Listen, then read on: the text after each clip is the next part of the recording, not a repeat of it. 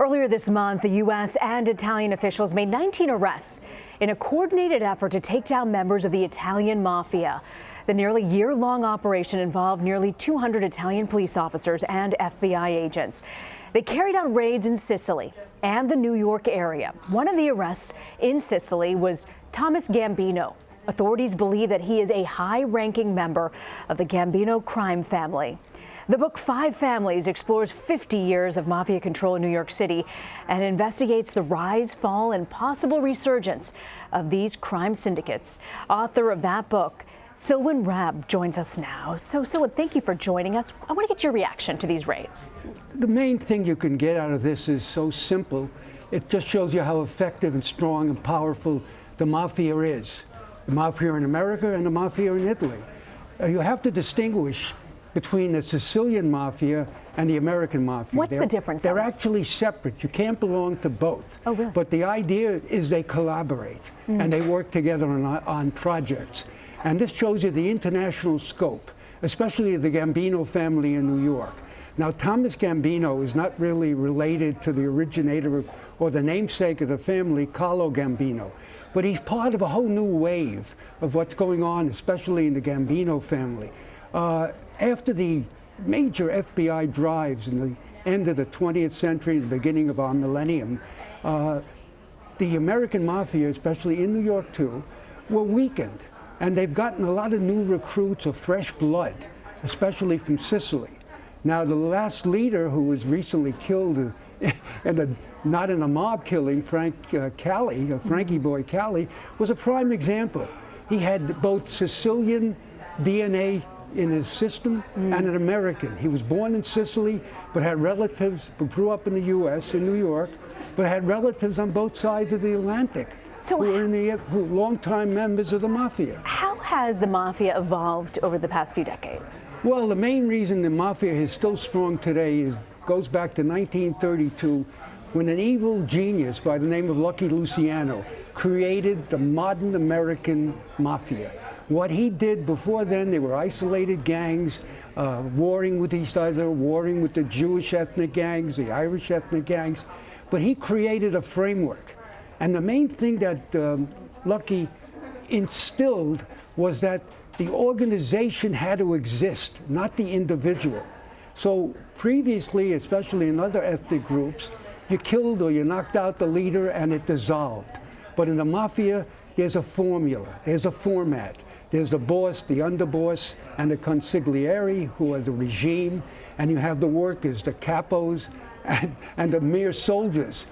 So the idea was you could replace the parts. If somebody left, natural death or unnatural death, the organization survived, and that was the main idea. The organization has to survive, and it survives through two main things that Lucky introduced: omerta, the code of silence, and the code of how you conduct yourself. And also he created something called a commission. This was like an executive board, the Security Council, mainly run by the New York Five Families. But the idea was, previously there'd been a lot of rivalries, gang wars. They were out. From now on, there was any kind of dispute, the commission would resolve it. And this led to 50 unparalleled years of success, where the mafia thrived. And he turned them from street gangs into corporations, that they had an executive idea how to exist, how to survive, and how to capitalize by becoming a mirror image of American capitalism. They figured out what worked in capitalism. If you had monopolies, you had fixed contracts, would work for the mafia too. So in essence, he wrote their constitution, which still exists today. John Gotti, one of the most famous, well-known crime bosses here in New York, who passed away, and who was head of the Gambino crime family. Since his death, how has that sort of changed New York Mafia? John Gotti could not have been invented by the FBI. He did more to destroy the Gambino family and other families too, because he was a megalomaniac. And you wouldn't believe it, having followed him for years, that they were supposed to be a secret society. He led to dozens of arrests because of his compulsion to people come and kiss his feet. And there were people who the FBI never knew were members of the Mafia, and people in unions and in corporations. But they had to come and see him at least once a week. And he was the worst executive possible. Why? Part of his megalomania, he said, come and get me, and they did.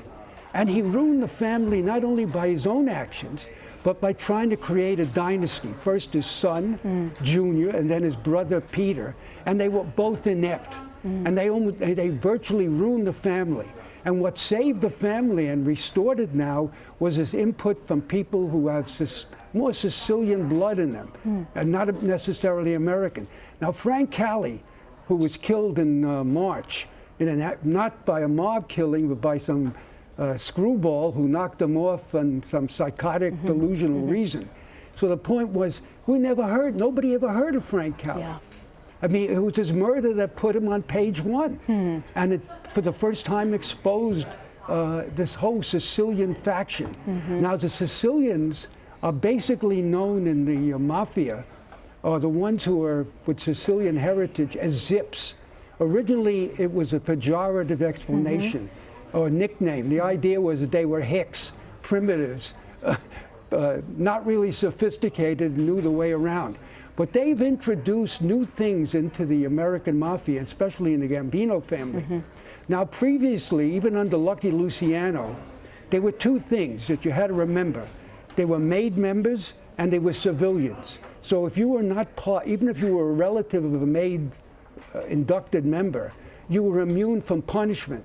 And what the Sicilian faction in New York has done now and elsewhere, they've introduced Sicilian aspects to stop one of the biggest threats, and one of the biggest reasons the Mafia has been affected is by people ratting, becoming government. And previously, the civilians, anybody who's related to a rat or a squealer, would not be in danger. But the Sicilian faction has now introduced a warning to stop cooperating. If you do something, it's not just you, but any of your relatives is vulnerable, and they'll go and get them. And that has stopped a lot of this cooperation with the government. It's such a fascinating book. The book is called Five Families. Selwyn, I want to thank you for joining us. Right.